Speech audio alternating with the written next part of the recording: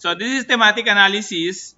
Most of us in the social sciences, we use thematic analysis in the field of ethnography, phenomenology, and grounded theory. Especially if you are taking information like words, phrases, paragraphs as data, then you will need to process them, no? Process them later to come up with a theory. So, for example, in the inductive process, you need data analysis and methods. Later, yung theory. Later lang siya. Now, again, this is mostly used in the field of ethnography, pheno, and grounded theory when words and phrases are used. Hindi siya numeric, no? Unlike in the hard sciences, it's not numeric in nature. For example, statistics, no? Statistics, experimentation, but in other models in thematic analysis, you may measure them through numbers, no? So in thematic analysis, we in the field of architecture, sometimes we or most of the time we take on sentiments of people, patterns, behavior, user preferences, and connections using only the words or phrases and paragraphs that they entered into your evaluation forms or in your questions, in your questionnaires. So most of the time, this is the process that we use, no? For you to have a more structured approach, no, in doing your thematic analysis. So we have data familiarization, initial coding, organizing codes, thematic coding, review the themes, then define the themes, then chart the data, interpret, report, then peer review. No, so yan yung most of the time they use in the social sciences as well as in our field, no, in architecture. Now, I know that you're familiar with coding. So in coding, we find keywords, no, similarities, differences, and then the data that we culled or we took from the people are it's either phrases, words, numbers, profiles, and others, no? So nagko-code kayo. Nahanap niyo yung mga keywords lang. Alangan naman i-code niyo at, and. No, do not use conjunctions as well as minsan nga yung proper nouns hindi siya kino-code yan. For example, may sumagot sa Dan Kabawatan. Tanggalin mo 'yun. Linisin mo yung data. No, because those are proper terms or proper nouns. Now, this is an example I took this from the questionnaire of Miss Shoson last year. Again, I asked her permission to have this data. Actually, 120 yung yung respondents niya during the time that this was taken from her.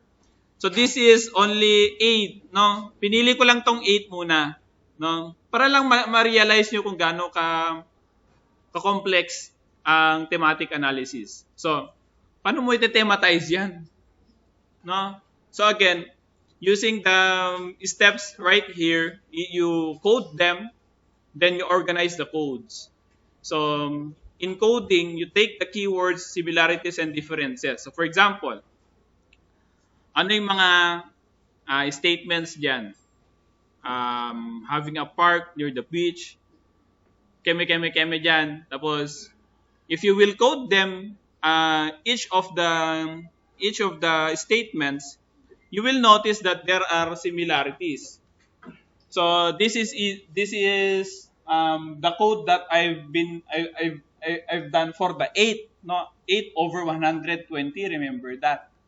So ang lawak ng gagawin nyo kung mano-mano. So for example, this coding, niyelo ko sila yung probable keywords or phrases that can be analyzed to be inputted to your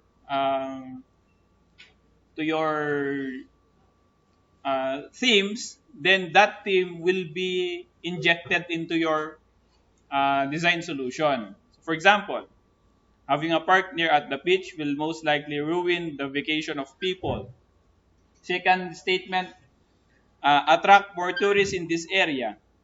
Good relaxing area. We can eat and talk with our friends. Those are architectural in nature, no? Makikita nyo na may connection siya sa architecture. Even here, no, always be clean.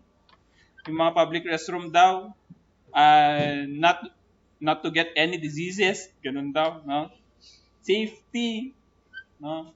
Principle of preserving the nature itself through natural processes, promoting its hidden beauty, include water activities, and room for playing esports.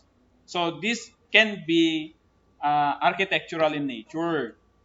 Now, how do we do the interrelationships in between? No, walo yan na respondents. So, I tried to interconnect, no?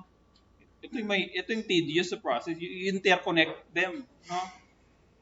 So, pwedeng mag-connect ang itong idea na to, no? Park near the beach, tapos preserving the nature, tapos ito, pwede mong connect dito kasi promoting its hidden beauty. Ko-connect mo na naman dyan. Kung i-promote mo yung hidden beauty, pwede siguro ang water activities, ganon. No, mag-interconnect sila. So that is how we do coding, and then you try to find interrelationships, and then you develop the teams, no? So yan yung mga iba't ibang potential pa lang na interrelationships. Now, for the other teams, it could be the infrastructures or the structures that could be included. So for example, beach hub. Yung term na beach hub. Yung term na relaxing places. No? Yung term na kayaking, jet skiing, banana boating. No?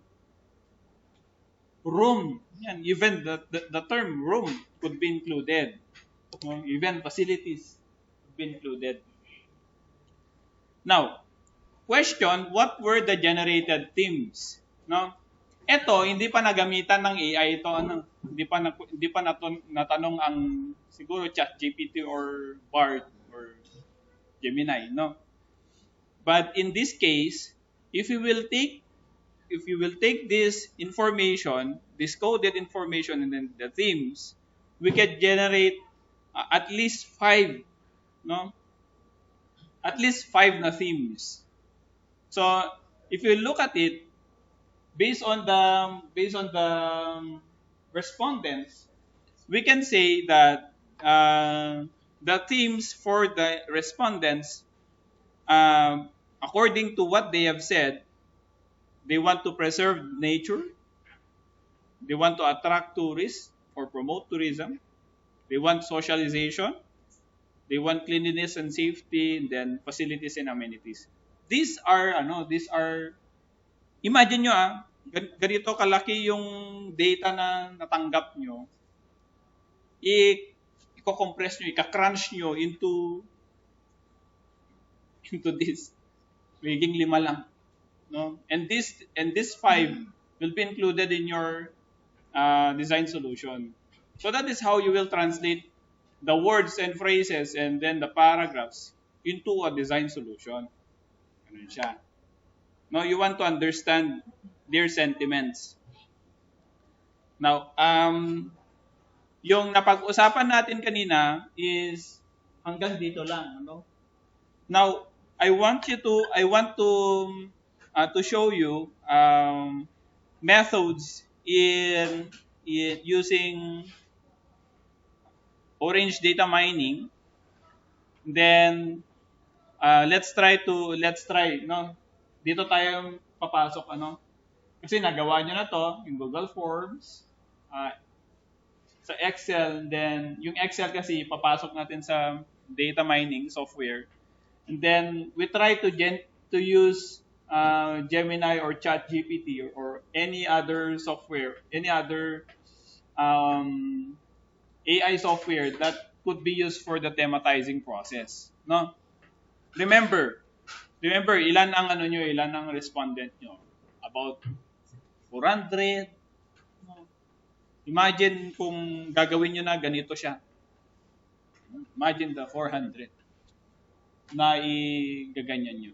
Actually, this is the underlying principle behind data mining. No? Kaya nga nagawa ang softwares para dahil repetitive tong process, kaya niyang ipag-join lahat ng mga keywords na yan. No? Now, if you have the orange data mining, we need to try to prepare the CSV files and then the uh, text documents para sa orange, no. Yung CSV parang XLS yan, .xls. Extension lang yan, no. So let's try.